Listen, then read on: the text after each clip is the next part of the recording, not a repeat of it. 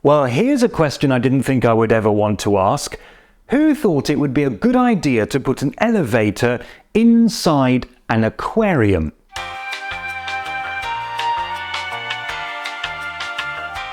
Well, apparently the architects of a company called Choban Voss, who designed the building that houses, or rather housed, the aquarium that recently exploded. This has made news all over the world, but as usual, press reports are a little incomplete and sometimes even inaccurate. So in this video, I hope to be able to fill in some of the missing details. But before we get started, let's get a couple of things out of the way. The biggest tragedy is that of the 1,500 fish in the aquarium, only a few dozen have survived.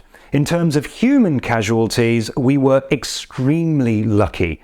2 people were taken to hospital, apparently hit by flying glass, but nobody else was hurt. As you no doubt know from news reports, the aquarium that burst was the world's largest freestanding cylindrical aquarium. It was located in a hotel lobby in central Berlin, not far from the Berliner Dom, which is usually and inaccurately translated into English as Berlin Cathedral, which is one of my pet peeves. This aquarium was therefore known as the Aquadome, and you may not appreciate just how huge it actually was. When I say it was in the hotel lobby, that was only half the truth. The lobby is in fact an atrium, an inner courtyard covered only by a very thin roof. And that's a fact you might want to remember. Incidentally, this probably doesn't matter very much, but I have seen multiple press reports saying that this was a Radisson Blu hotel. This is actually incorrect. It is in fact a Radisson Collections hotel, which is the chain's 5-star luxury brand. The aquarium itself was 16 meters tall and 11.5 meters in diameter. The entire structure was 25 meters in height. It contained 1 million liters of salt water, and just to make sure that we all understand what we're talking about here, 1 million liters of water weighs 1,000 tons. The water was kept heated to 26 degrees Celsius and contained about 1,500 tropical fish, almost 100 different species. The walls were made of 22 centimeter thick acrylic glass, which was needed to withstand the enormous pressures. In addition to all that, it had a lift shaft in the middle. You could ride up in an elevator, gazing in wonder at all the fish. But this wasn't for the hotel guests. This was the highlight of the Sea Life exhibition. And this is where it starts to get a little bit tricky to explain. The hotel building itself is part of a larger complex that was built in the early 2000s and called the Dom Aquarie. This complex includes various other shops and offices, and also the Sea Life exhibition. Now, Sea Life Berlin had about 4,000 exhibits, including the 1,500 in the Aquadome. Most of the exhibition is housed in the building next door, but the idea was that after seeing the exhibition, you would go through the gift shop and then finally take a ride up through the Aquadome. But there is another little twist to this that we'll get to in a minute. But first, a brief description of the sequence of events.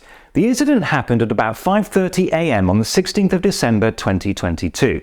Hotel guests say they heard a very loud bang and felt the building shake. Some say they thought it was an earthquake, and in fact it was so severe that it was picked up on seismographs in the area. Basically, the aquarium simply burst, and it did so very suddenly.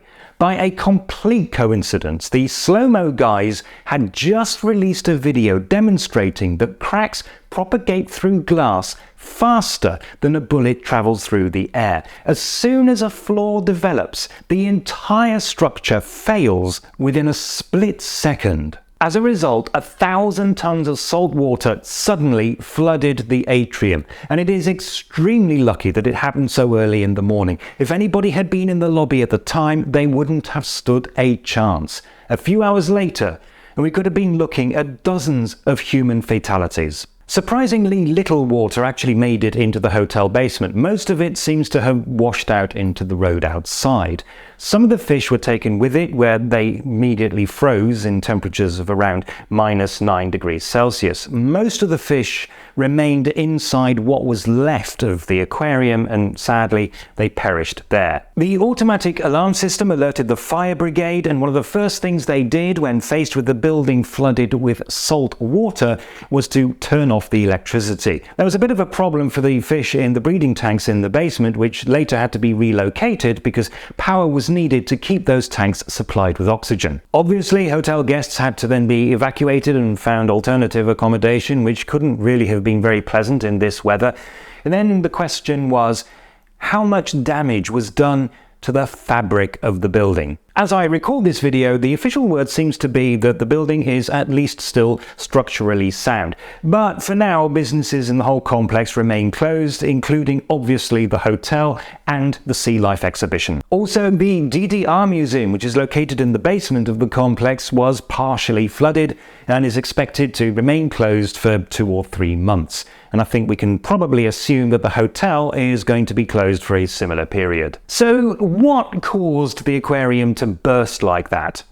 Investigators very quickly ruled out the possibility of any kind of deliberate attack, and that actually makes sense, because a terrorist would have waited until the lobby was full of people. And animal rights activists protesting against, for example, the keeping of animals in captivity wouldn't have slaughtered 1,500 of them just to make a point. There are at least 2 theories being suggested at the moment.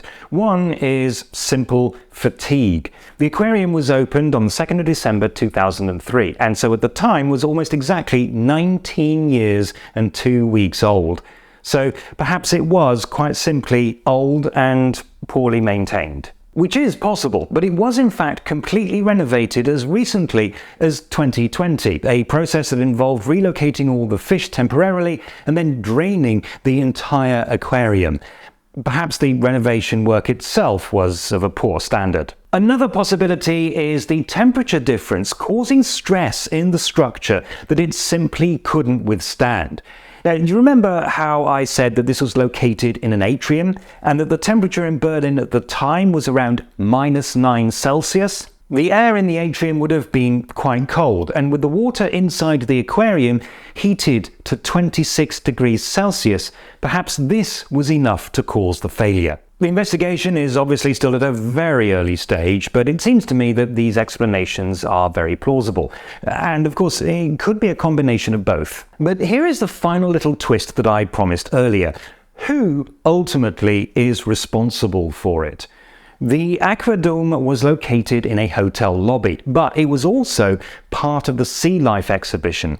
Now, Sea Life is owned by a British company called Merlin Entertainments. However, Sea Life very quickly issued a statement saying that even though the aquadome did form part of the exhibition and was included in the ticket price, it was not actually owned, run or maintained by Sea Life or Merlin Entertainments. The Aquadome, they say, is a separate attraction in its own right. It appears to be owned by a German company called Union Investment, which is a finance company. Now, I could be wrong, but it looks to me as if there might be a long-running legal battle on the horizon. And that's basically the essential information, as much as we know at the time of recording. It remains to be seen whether the Aquadome will ever be rebuilt again, and perhaps we should also be asking ourselves whether such a thing should ever have been built at all. Thanks for watching. If you're interested in the slow-mo guys video that I mentioned earlier...